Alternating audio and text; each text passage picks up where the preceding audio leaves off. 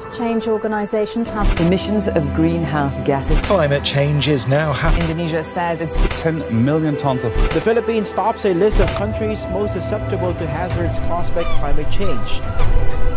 Ito ang dahilan ng pagkakaroon ng mga bagyong gaya ng Super Typhoon Yolanda at Bagyong Ondoy.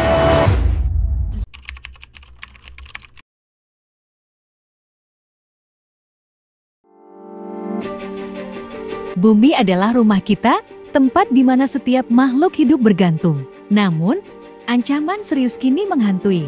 Pencemaran limbah. Limbah dalam berbagai bentuk, mulai dari plastik, kimia, air, hingga limbah industri, tidak hanya mencemari lingkungan, tetapi juga memengaruhi kehidupan manusia secara langsung. Limbah adalah bahan sisa yang dihasilkan dari aktivitas manusia, baik di rumah, pertanian, maupun industri. Limbah ini dibagi menjadi beberapa jenis utama. Limbah plastik adalah sisa produk plastik seperti kantong, botol, atau kemasan.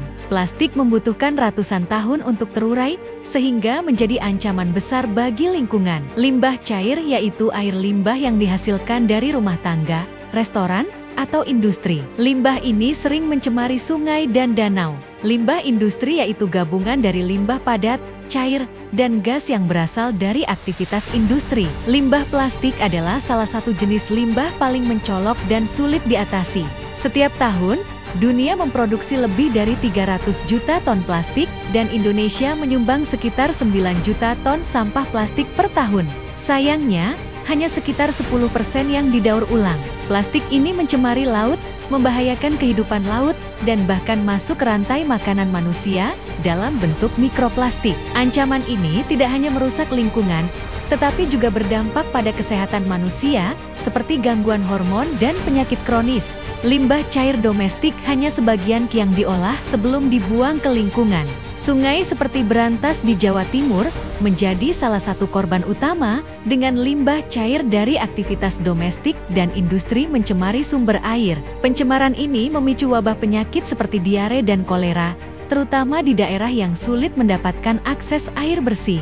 Di kawasan industri seperti Bekasi dan Karawang, limbah industri mencemari udara, air, dan tanah. Data KLAK tahun 2022 menunjukkan bahwa hanya sekitar 30% pabrik di Indonesia yang memiliki sistem pengolahan limbah memadai. Dampaknya adalah gangguan pernapasan akibat polusi udara, kerusakan lahan pertanian, dan konflik sosial karena ketidakadilan lingkungan.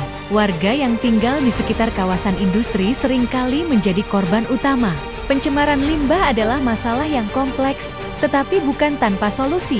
Setiap jenis limbah memiliki dampaknya sendiri, namun dengan kerjasama antara masyarakat, pemerintah, dan industri, kita bisa menciptakan perubahan.